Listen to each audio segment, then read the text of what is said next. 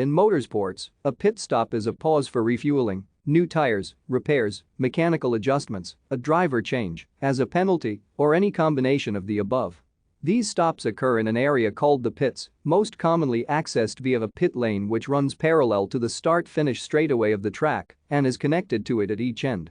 Along this lane is a row of garages outside which the work is done in a pit box. Pit stop work is carried out by the pit crew of up to 20 mechanics, depending on the series regulations, while the driver often waits in the vehicle. Depending on the circuit, the garage may be located on pit lane or in a separate area.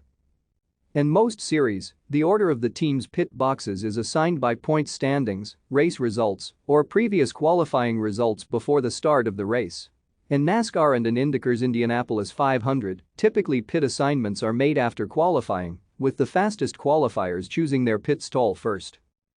Most North American circuits feature a pit lane with a number of pit stalls and a pit wall that separates the pit lane from the infield, with the garages on a separate road in the infield.